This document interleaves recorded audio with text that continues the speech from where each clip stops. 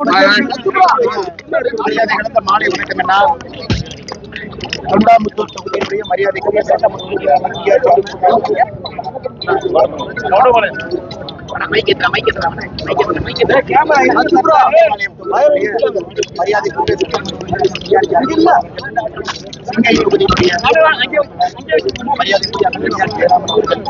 எங்களுடைய மாவட்டத்தில்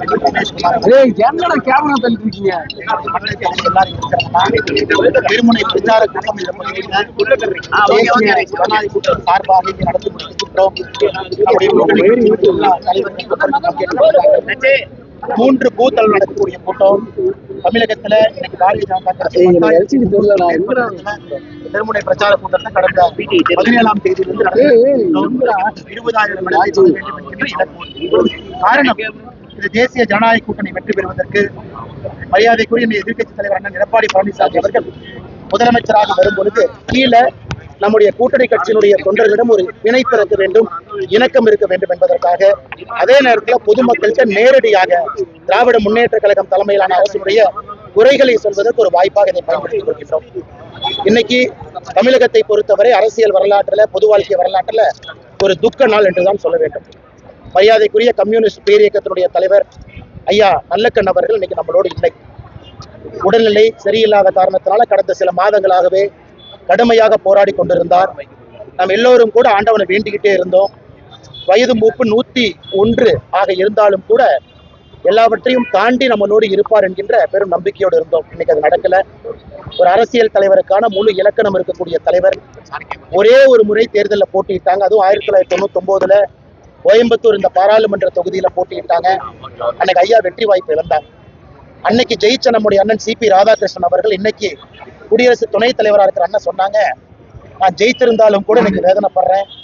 இப்படிப்பட்ட ஒரு அற்புதமான மனிதன், ஒரு மகான், மக்களுடைய அன்பை எல்லாம் பெற்றிருக்கக்கூடிய ஒரு மனிதன் இன்னைக்கு தேர்தலில் தோத்துட்டாங்க அப்படின்னு நினைச்சும் பொழுது என்னுடைய வெற்றியை என்னால் கொண்டாட முடியவில்லை என்று அன்னைக்கு நம்முடைய அண்ணன் சிபி ராதாகிருஷ்ணன் அவங்க சொன்னாங்க. அது ஒரு புகழாரமா சொன்னாங்க. அப்படிப்பட்ட ஒரு தலைவர் எம்எல்ஏவாக இருந்ததில்லை, எம்பியாக இருந்ததில்லை. சுதந்திரத்திற்கு முன்பு போராட்டக்காரர்கள் இருந்தாங்க. சாண்ட் மைனிங்க்கு எதிராக கடுமையாக போராடியவர், மக்களுடைய குரலாக தொடர்ந்து பேசியவர். 101 வயசு, எந்த அரசியல் எந்த அரசாங்க பொறுப்பிலும் இல்லாத ஒரு மனிதர் மக்களுடைய அன்பை மட்டும் பெற்று ஒரு மகத்தான ஒரு அரசியல் இலக்கணமாக இருக்கக்கூடிய நல்லக்கண் ஐயா அவர்களுக்கு எங்களுடைய மரியாதை கலந்த அஞ்சலிகளை இந்த நேரத்தில் தெரிவித்துக் கொள்கின்றோம். அவருடைய அரசியல் வாழ்வு, அவர் வாழ்ந்த விதம் எங்களை போன்ற மனிதர்களுக்கு ஒரு பெரிய ஊக்கத்தை கொடுக்கும். அவருடைய வழியில பயணம் செய்வதற்கு ஒரு பெரும் உந்துதலாக ஐயா இருப்பார் என்கின்ற முழு நம்பிக்கை எனக்கு. பாஜக சார்பில் 35 இடங்கள் கேட்கப்படுறதா சொல்றாங்க. ஆனா எதுவுமே இல்லைங்கன்னா, நம்ம தலைவர்கள் இருக்கிறாங்க, நம்ம மாநில தலைவர் இருக்கிறாங்க நயினார் அண்ணன், பியூஷ் கோயல் அவங்க வர இருக்கிறாங்க 26, 27. இது அவங்களுடைய இலாக்கா, அவங்க பேசிக்குவாங்க. இன்னைக்கு நான் எனக்கு கொடுத்திருக்கக்கூடிய பணியை நான் செய்து கொண்டிருக்கின்றேன். அதெல்லாம் அந்த தலைவர்கள் அவங்க முடிவெடுத்து சரியான நேரத்தில் அறிவிப்பாங்க. எங்களுதுல எந்த குழப்பமும் கிடையாது. காங்கிரஸ் போல வர்றாங்க போறாங்க. டெல்லிக்கு போனதுக்கு அப்புறம் காங்கிரஸுடைய பொதுச் செயலாளர் பேட்டி கொடுக்குறாங்க, எங்களுக்கு அதிகாரத்துல பங்கு வேணும், தமிழகத்துல வேண்டாங்கிறாங்க. அந்த டிராமால எதுவுமே கிடையாதுங்கன்னா, எங்களை பொறுத்தவரை நேர்கோட்டுல பயணம் செய்கின்றோம். என்ன சொல்லணும், எப்படி சொல்லணும் என்பதற்கு தலைவர்கள் இருக்கிறாங்க, அவர்கள் பார்த்துக் கொள்வார். கூட்டணி ஒற்றுமையா கிடையாது. பேரளவுக்கு மேடைக்காக தான் பாஜகவினர் அம்மா புரட்சி தலைவர் ஜெயலலிதாவையும் எம்ஜிஆரையும் பத்தி பேசிட்டு இருக்காங்க. மோடி கூட அதை வச்சுதான் பேசிட்டு இருக்காங்க. ஒற்றுமை இல்லை அப்படின்னு திருமாவளவன் சொல்றாங்க. திருமாவளவன் அண்ணன் இன்னைக்கு அவருக்கே ஒரு சீட்டை குறைக்க போறாங்க. 6 சீட்டில் என்ன திருமாவளவன் அண்ணன் இன்னைக்கு ஒரு சீட்டு குறைக்க போறாங்க. அவரே எப்படா வெளியே வரலாம்னு யோசிச்சுட்டு இருக்கிறார். இன்னைக்கு திருமாவளவன் அண்ணன் அந்த கூட்டணியில சந்தோஷமா இருக்கிறாரு. நீங்க அவர்கிட்ட கேளுங்க. ஏன் திமுக சொல்றாங்க எல்லோருக்கும் ஒரு சீட்டு குறைக்க போறோம், ஏன்னா தேமுதிகவுக்கு நம்ம சீட்டு கொடுக்கணும். அப்படி இருக்கும் பொழுது திருமாவளவன் அண்ணன் சந்தோஷமா இருக்கிறாரு. எனக்கு தெரியாது, அவர் மனத்துல சந்தோஷமா இல்லை என்பதற்காக தேசிய ஜனநாயக கூட்டணியில யாரும் சந்தோஷமாக இல்லை என்று சொல்வது சந்தர்ப்பவாதத்தை மட்டும்தான் காட்டுது. ஆனா திரு விஜய் அவர்களை பொறுத்தவரை நீங்க கேள்வி கேட்டீங்க. இன்னைக்கு தமிழ்நாட்டு மக்கள் முடிவு செய்ய போறாங்க. அவங்க இன்னைக்கு தெளிவா இருக்கிறாங்க யார் வர வேண்டும் என்று. ஏன்னா இன்னைக்கு அனுபவம் வாய்ந்தவர்கள் நம்ம கூட்டணியில் இருக்கிறாங்க, அமைச்சர்களாக பணிபுரிந்தவர்கள் நம்ம கூட்டணியில் இருக்கிறாங்க, சட்டமன்ற உறுப்பினர்களாக தொடர்ந்து பணி செய்யறவங்க நம்ம கூட்டணியில் இருக்கிறாங்க, மக்களுடைய பல்ஸ புரிஞ்சு என்ன செய்யணும், மக்களுக்கு என்ன பிரச்சனையை தீர்க்கணும் நினைக்கிறவங்க நம்ம கூட்டணியில் இருக்கிறாங்க. மக்கள் இன்னைக்கு அதான் பாக்குறாங்க, ஸ்டெபிலிட்டி. இன்னைக்கு மக்கள் யாரும் ரிஸ்க் எடுக்க தயாரா இல்லை. 2026 ஏப்ரல் நீங்க பார்க்க போறீங்க. தேசிய ஜனநாயக கூட்டணிக்கு ஓட்டு போட போறாங்க. அது விஜயனுடைய பேச்சு. அவர் திட்டுறது தமிழ்நாட்டு மக்களா திட்டுறதா அவர் எடுத்துக்கிறாரு. அவரை பொறுத்து, எங்களை பொறுத்தவரை அரசியல்ல ஒரு விமர்சனம் என்பது எல்லோருக்கு மேலே வைக்கத்தான் போறாங்க. விமர்சனத்துக்கு பதில் சொல்லுவோம். நம்ம மேல விமர்சனம் வைக்கும் பொழுதெல்லாம் தமிழ்நாட்டு மக்கள் மீது வைத்து விட்டார்கள் என்று சொல்லக்கூடிய ஒரு கருத்தை அரசியல் தலைவர்கள் யாருமே சொல்லக்கூடாது என்பது என்னுடைய குறிப்பிட்ட மாதிரி டிஎம்கே அகற்ற டிடிவி தினகரன் வந்து இந்த கூட்டணியில் இருக்காரு அப்படின்னு இருக்கீங்க.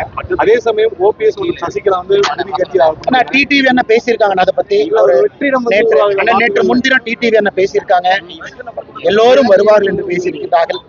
ஓபிஎஸ் அண்ணன் மீது மிகுந்த மரியாதை எனக்கு இருக்குங்கன்னா கொஞ்சம் பொறுமையா இருப்போம். நேரம் காலம் இருக்கு, எல்லாம் சரியா போகும். ஓபிஎஸ் பொறுத்த வரைக்கும் அதிமுக சேர்றதுக்கு பல கட்டத்துல அவர் முயற்சி பண்றாரு. அவரை ஓபிஎஸ் அண்ணனை பொறுத்தவரை அதுக்குள்ள நான் போக விரும்புனீங்கன்னா, ஓபிஎஸ் அண்ணனை பொறுத்தவரை யாருக்குமே அம்மா அவர்கள் ஆட்சியை கொண்டு வர வேண்டும் என்கின்ற எண்ணம் தான் இருக்கு. ஏன்னா அம்மா அவர்கள் ஓபிஎஸ் அண்ணனை ஒரு முறை அல்ல பல முறை முதலமைச்சராக ஆகி அழகு பார்த்திருக்கிறாங்க. அது ஓபிஎஸ் அண்ணனுக்கு தெரியும்.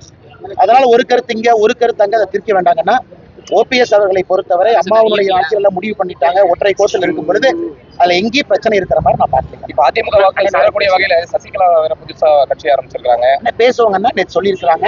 நேரம் இருக்கு, காலம் இருக்கு, இன்னும் நிறைய இருக்கு. இன்னைக்கே நீங்க எல்லாத்தையும் கேட்டா எப்படி?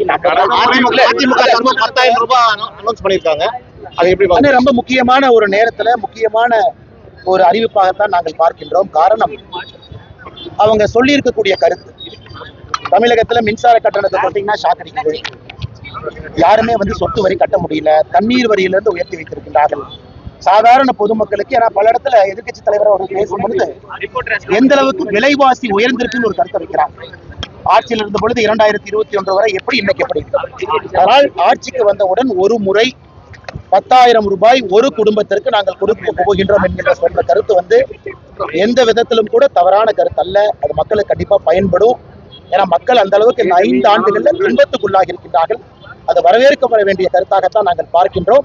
நிச்சயமாக தாய்மார்கள் இதற்கு ஒரு பெரிய மதிப்பு மரியாதை கடன் சுமை இருக்கு இல்லைன்னு நான் சொல்லிங்கன்னா, ஒரு பேலன்ஸ்டு பட்ஜெட்டை கொண்டு வரணும். இன்னைக்கு எல்லாரும் எங்களை பார்த்து குற்றம் சுமத்துறீங்க.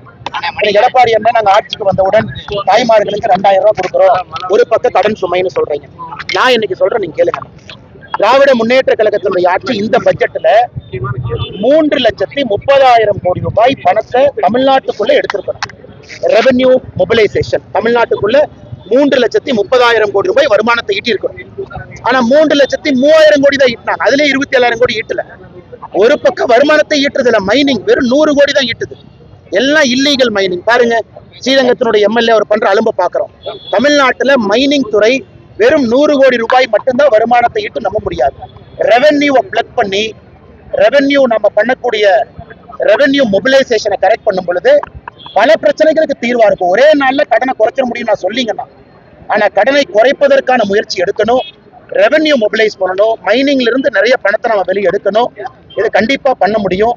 திராவிட முன்னேற்ற கழகத்தை பொறுத்தவரை ஒரு உதாரணம் 3,30,000 கோடி மொபிலைஸ் பண்ணுவோம்னு சொல்லி பட்ஜெட் போட்டவங்க ரிவைஸ் எஸ்டிமேட்ல 3,03,000 கோடி தான் மொபிலைஸ் பண்ணிருக்காங்க. அதுல 27,000 கோடி கோட்டை விட்டுருக்காங்க. அதையெல்லாம் செய்யும் பொழுது கடன் சுமையை சரி செய்ய முடியும் என்கின்ற நம்பிக்கை இருக்கு. அதே நேரத்துல இது ஆரோக்கியமான அரசியலான்னு கேட்டா ஆரோக்கியமான அரசியல் தான். இந்த நேரத்துக்கு தேவைப்படுது. மக்கள் எதிர்பார்க்கிறாங்க. மக்களுக்கு நம்ம கொடுக்கணும். துன்பத்தில் இருக்கிறாங்க, கஷ்டத்தில் இருக்கிறாங்க, கூலி வேலை செய்யறாங்க. இருக்கக்கூடிய விலைவாசி கட்டுப்படி ஆகாம இருக்கு. நம்ம பணக்காரங்களா இருந்து நம்ம சேர்ல இருந்து பார்க்க கூடாதுங்கண்ணா. கார்ல போறவங்க, ட்ரெயின்ல போறவங்க, பிளைட்ல போறவங்க, நடந்து போறவங்க, எத்தனையோ தரப்பட்ட மக்கள் இருக்கிறாங்க. அரசியல் என்பது எல்லோருக்கும் பொதுவாகவாக இருக்கணும். அதனாலதான் இந்த 10,000 ரூபாயாக இருக்கட்டும், பெண்களுடைய ஊக்கத்தொகை அதிகப்படுத்துவதாக இருக்கட்டும், எல்லோரையும் முன்னேற்ற வேண்டும் என்கின்ற கருத்து தான். ஏன்னா பாரதிய ஜனதா கட்சி நாம மகாராஷ்டிராவில் 2,100 ரூபாய் கொடுக்கிறோம். பல மாநிலத்தில் நம்ம 2,000 கொடுக்கிறோம்.